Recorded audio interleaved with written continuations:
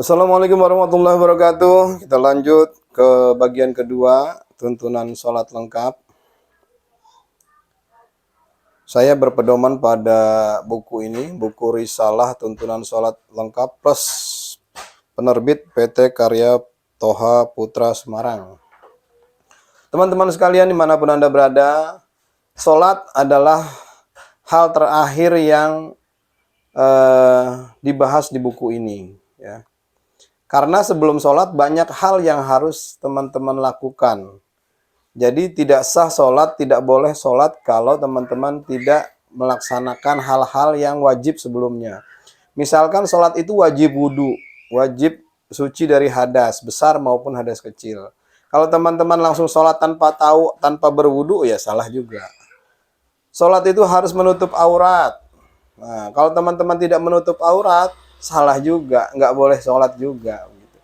Jadi kita akan bahas bab per bab di buku ini, dari mulai awal hingga akhir, agar teman-teman juga pada saat melaksanakan sholat nanti itu sudah memahami apa-apa yang wajib dan sunnah harus dilakukan sebelum sholat.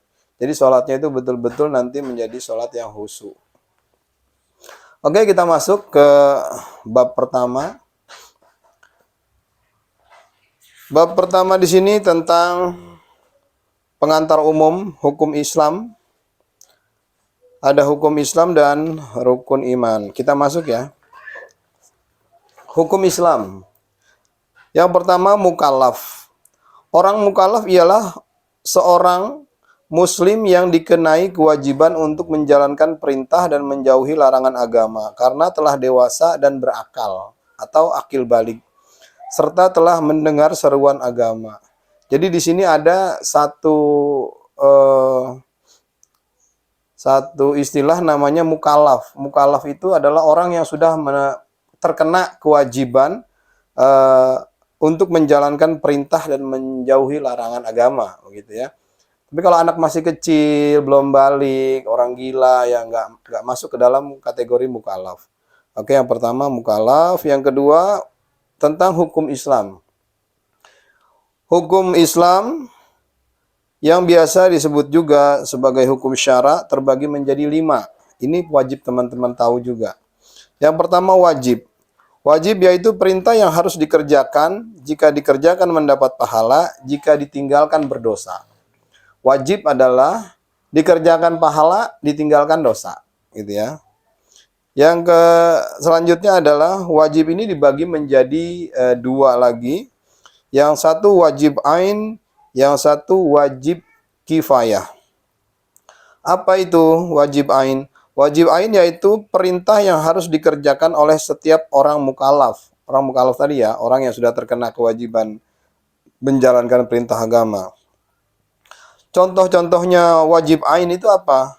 Wajib ain itu seperti sholat 5 waktu, puasa Ramadan, dan lain-lain sebagainya. Yang kedua, wajib kifayah, yaitu suatu perintah yang telah dianggap cukup apabila dikerjakan oleh sebagian orang-orang mukallaf, dan berdosalah seluruhnya jika tidak seorang pun dari mereka yang mengerjakannya. Contoh dari wajib kifayah ini adalah menyolatkan mayit dan menguburkan. Jadi kalau dalam satu kampung tidak ada satu orang pun yang mengurus mayat itu, tidak memandikan, tidak menyolatkan, tidak menguburkan, maka itu seluruh kampung berdosa. Tapi kalau sudah ada yang mengerjakannya, maka orang yang tidak mengerjakan tidak mendapatkan dosa. Jadi seperti itu ya. Wajib ain itu tadi yang harus dikerjakan oleh setiap orang, setiap individu. Jadi dosanya untuk diri sendiri kalau nggak dikerjakan. Tapi kalau wajib kifayah itu untuk berlaku jika ada yang sudah mengerjakan, otomatis kita yang tidak mengerjakan misalkan, itu tidak mendapatkan dosa. Oke, kita lanjut ke sunnah.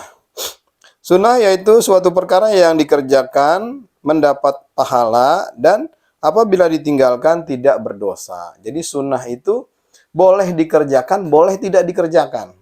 Kalau dikerjakan berpahala, tidak dikerjakan tidak berpahala, ya, tidak berdosa, ya.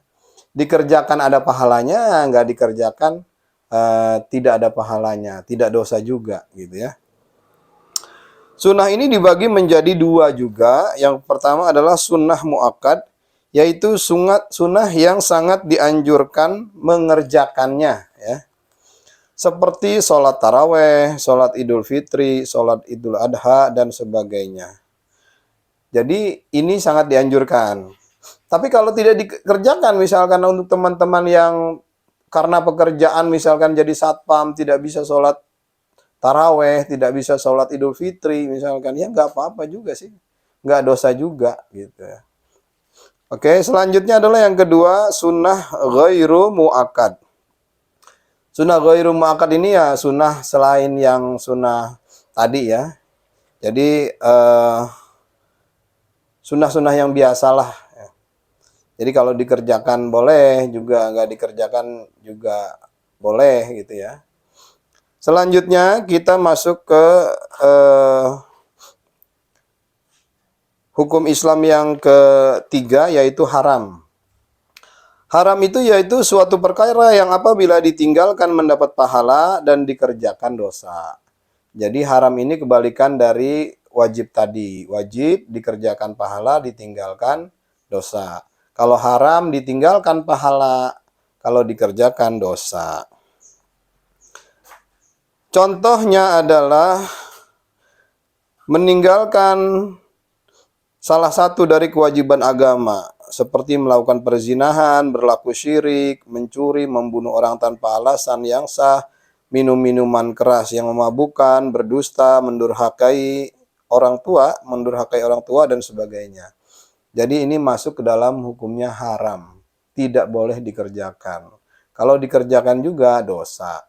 Kalau ditinggalkan mendapatkan pahala. Selanjutnya, hukum Islam yang keempat adalah makruh. Makruh yaitu suatu perkara yang apabila dikerjakan tidak berdosa dan apabila ditinggalkan mendapat pahala. Jadi makruh ini kalau bisa ditinggalkan gitu. Tapi kalau dikerjakan ya nggak apa-apa juga sih sebenarnya, nggak ada pahalanya gitu ya.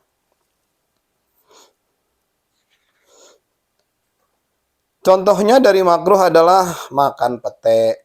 Karena dengan makan pete kan mulut kita bau tuh ya. Gitu kan, aduh bau tuh. Atau bawang mentah.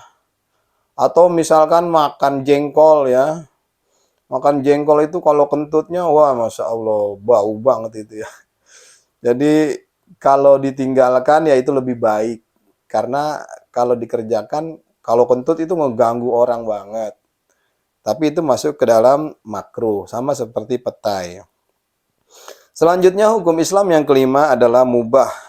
Mubah yaitu suatu perkara yang apabila dikerjakan tidak mendapat pahala dan tidak berdosa. Jika ditinggalkan juga tidak berpahala dan tidak berdosa. Mubah ini ya boleh-boleh aja lah gitu ya. Boleh-boleh aja. Contohnya apa mubah ini? Makan, minum, tidur, kegiatan rutin lain yang tidak diperintah dan dilarang oleh agama, dan sebagainya. Begitu ya teman-teman ya. Kita mulai dari awal, dari bab pertama ini adalah tentang hukum Islam. Saya ulangi lagi, hukum Islam. Yang pertama kita berbicara tentang sholat di sini, tentang orang mukallaf, orang yang sudah mendapat perintah kewajiban untuk melaksanakan perintah agama. Wajib orang mukallaf tahu hukum Islam. Hukum Islam yang pertama adalah wajib, ada sunnah, ada haram, ada makruh, ada mubah. Demikian ya. Untuk di bagian kedua ini kita ke hukumnya dulu. Hukum Islam dan orang mukallaf. Kita lanjut ke part berikutnya.